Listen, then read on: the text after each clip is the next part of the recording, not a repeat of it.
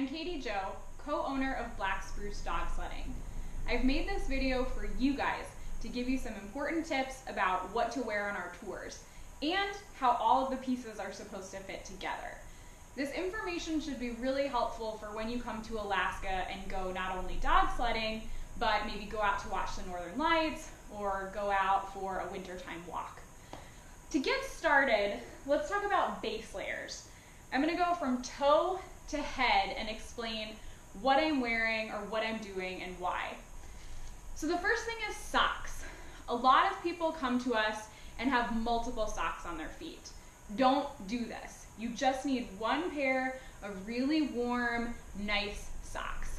If you put on multiple socks, it makes your foot really tight, and it makes your foot really tight in your boots. That tightness actually creates coldness. So just one pair of nice, easy-fitting socks inside of your boots. Don't make things too tight. The next thing is your long underwear. You can use leggings, you can use long johns, whatever you want to call them. They don't have to be expensive. I think these were $12. They're lined with fleece, and they're great. They're what I wear pretty much from the 1st of October until the middle of March. And then a nice base layer shirt.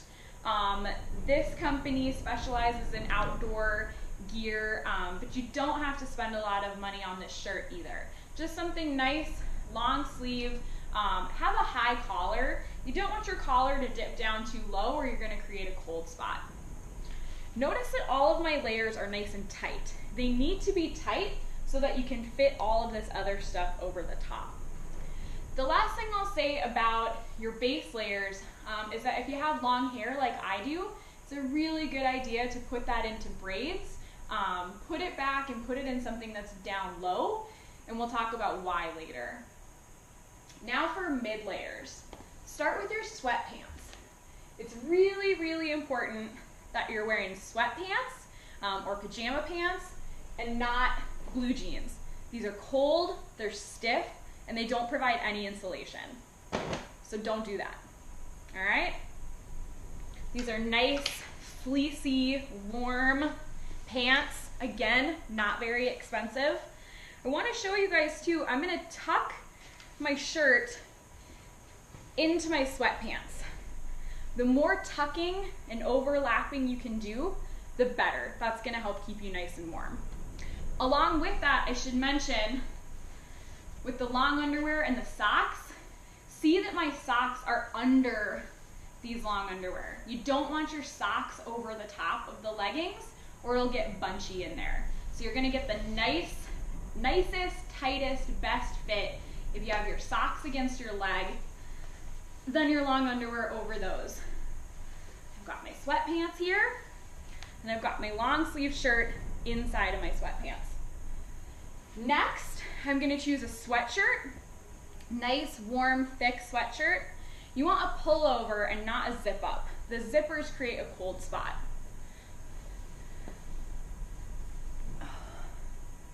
Got my sweatshirt on, pullover with a hood.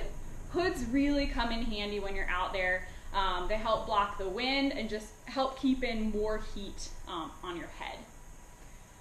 Let's see. A neck gaiter. It's really important that you guys are using either these fleecy neck gaiters or I think they're called balaclavas now, which is kind of a head, neck, like one piece. Jeff and I prefer these. Again, they're cheap. You don't have to spend a lot of money. I think this is $9 or $10. I'm putting it on now because it's easier for me to tuck it in where I want it when I'm at this stage. You can see I've got it tucked underneath my sweatshirt. You don't want it riding out here because again, you're creating a cold spot. I'm also putting the neck gaiter over my hair. I'm keeping my braids down inside. If you pull your braids or your long hair out, it's going to be much harder for this to stay up where it belongs. Your hair is going to be pushing it down. So keep those braids inside. You don't have to braid your hair or put it in a ponytail. You can leave it loose, But when you do that and you try to put that inside of the neck gaiter, it tends to just kind of go all over and get in your mouth. So the braids are a really nice way of keeping it together and compact down inside your neck gaiter. One more thing I'll say about covering your neck and covering your face is that this is what you're gonna want. This is what we use, and the reason for that is that we can pull it up and it stays up. When we're on the dog sled, we can look around. It's not gonna droop down. Unlike with a more traditional scarf, which we see a lot of people bring and a lot of people regret, this doesn't really cover my face. And I can try, but I end up with gaps, and it's very loose and droopy. The other thing about scarves is that our dogs love to pull on anything that hangs. So if your scarf is hanging down, the dogs are gonna wanna pull on that, and we don't want your stuff to get ruined. So your warmest, best fitting, and again, least expensive item you can buy are these neck gaiters. If you can't find them in the town where you're from, they're all over in Fairbanks at any of the outdoor stores, or even the local department stores like Walmart or Fred Meyer. The other base layer item is your hat. Well, I guess not a base layer, a mid layer is your hat. Don't choose a hat with an open weave like this. So you can see my finger. If you hold up your hat and you can see daylight through it, that's not good. That's not gonna keep you warm. You want something that's nice and tight. Hold it up, I can't see any daylight. It's got this nice banded cuff around the outside. That's gonna add just another layer of extra warmth. Again, I'm putting my hat on and my neck gaiter on right now because as I start adding more jackets, it's gonna be a lot harder to tuck and to layer in a way that's gonna keep everything nice and flat and tight. So I've got my hat on. I'm gonna take my neck gaiter and pull it over my hat, okay? That's how you're gonna get the best seal. Put the hat on, then pull your neck gaiter over the top. Again, if you've got a one-piece balaclava, that works too. At this point, I also like to put my hood up. I don't wanna lose track of my hood as I start putting on other layers. Now I'm gonna move on to my outer layers, starting with my snow pants. Your snow pants they don't have to be expensive, especially if you've layered up with your long underwear and your sweatpants. You're now adding a third layer. They're gonna keep you nice and warm regardless of where you got them from. It is important though that you're getting pants that have some kind of insulation. A lot of people have like a windproof type pant at home, but that doesn't have any insulation to it. So please, if you're coming to Alaska, spend a little money and get some pants that actually have some insulation to them. Again, even if you have to wait until you get here, you can find really reasonably priced pants at places like Walmart or Fred Meyer. Some pants will have suspenders. You'll want to adjust your suspenders before you come on your trip. It'll just save you a lot of time. Get those adjusted to your height and your comfort level. My pants are a little bit big, and so I tuck my sweatshirt down inside. It's actually really nice because it's again adding another layer of tightness and of layering. If you have your sweatshirt over top of your pants, your sweatshirt can ride up and create a wind spot. Next are my boots. Try to avoid boots that have rubber or leather as the main body of the boot. Those materials conduct the cold and are not going to keep you as warm as something that is canvas or felt, or these are moose hide here.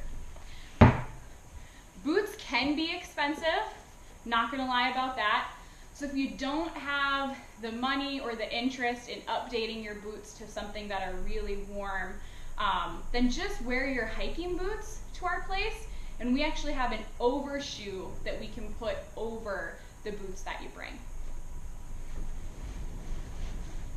To get your foot inside your boot, if you have kind of floppy, loose sweatpants, take those and wrap them around pull your snow pants up. You want to get a nice snug fit going into your boot. Again, you don't want any bunching. All right.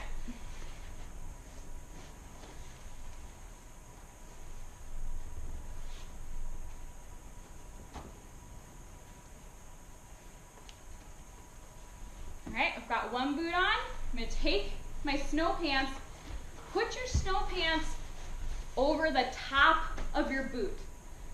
It's going to give you the best, tightest fit. And if I step in deep snow, having my pants on the outside of my boot is going to stop the snow from coming in the top of your boot. You don't want your snow pants inside of your boots. It's a rookie mistake. All right, same thing on this side. Take my sweatpants, wrap them nice and tight. Stick that down inside my boot.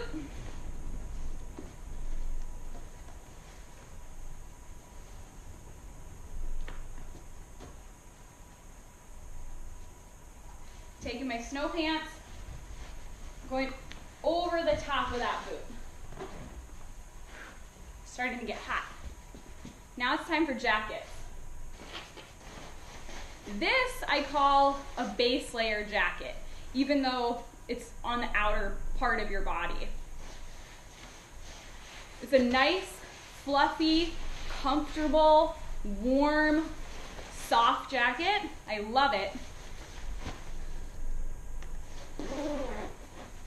If I have a camera or a cell phone, I may want to put that in these pockets because this is not my outermost layer.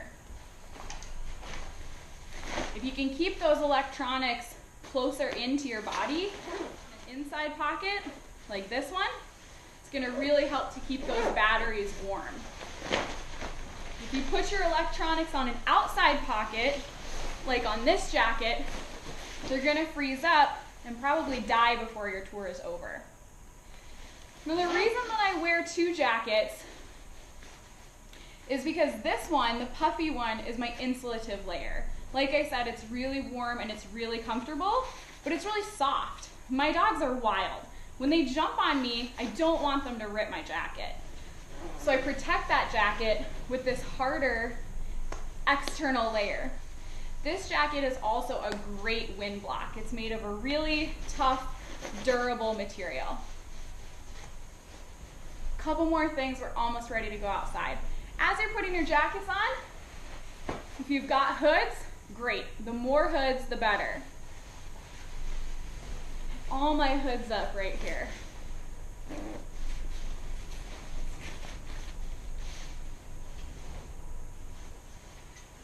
All right, now for gloves. I'm actually gonna take those down. I can't really talk in it. Hot.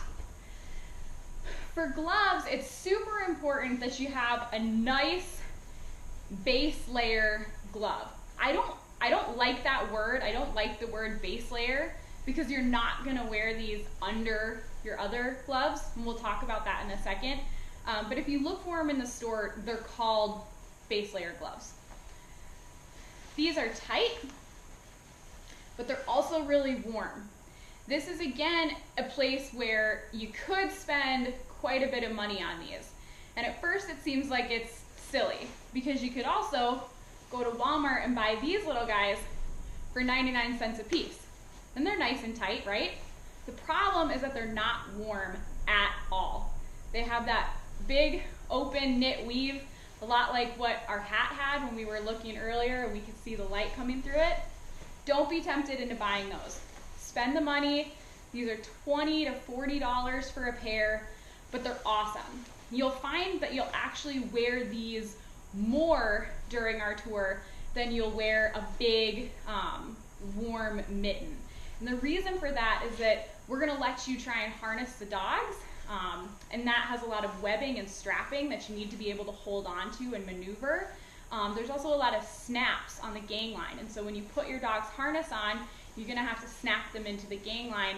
You're gonna wanna have good dexterity. A bigger, warmer mitten that you'll actually wanna wear for the dog mushing portion of the tour is gonna be too big to give you that dexterity. The other nice thing about these is that they allow you to zip and unzip your pockets. You can dig inside your coat for your camera. If you're wearing a glove that's too big, you're gonna find that you're just taking it off to do what you need to do, and then your hands are gonna freeze. So spend the money, 20 to 40 bucks. You can get them here locally at every single outdoor store. And then again, layering. Want to make sure that my glove goes inside my jacket. If I don't take the time to make my glove go inside my jacket, I end up with a bare spot here and get really cold wrists outside on the trail.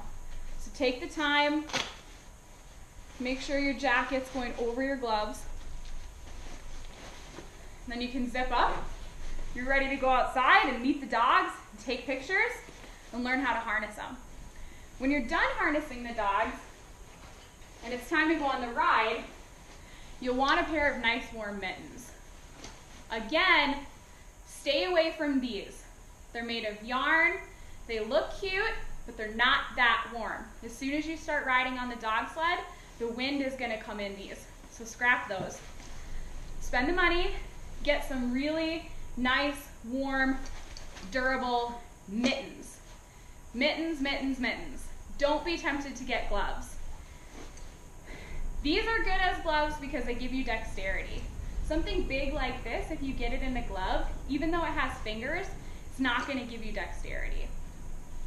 When you're not wearing these, like when you're out in the dog yard taking pictures and meeting the dogs, be sure that these gloves are deep in your pockets and that your pockets are zipped up. If your pockets aren't zipped up, your gloves can fall out, or our dogs are little pickpockets. They'll stick their nose in there and they'll pull your gloves right out. So make sure they're in there. You're ready to go out and meet the dogs. When you're done harnessing the dogs and it's time to go on the ride, you're gonna wanna take these off and swap them for the gloves that are in your pocket. Do not be tempted to try to wear these underneath these. Again, it's for the same reason that we don't want you wearing two socks. When it comes to your hands and your feet, layering is not better. Layering just makes those extremities really tight. And when they're tight, they're gonna get cold. So I just got my bare hand in my mitten. And this part's really tricky. Jeff and I are happy to help you with this, or the other guides who might be working when you come for your tour. But you do want to try to get your mitten inside of your jacket. And that can be a real stretch. So if you need to, ask your friends for help. Once you've got your mittens inside your jacket, you're all set to go. Hopefully you're sweating like I am.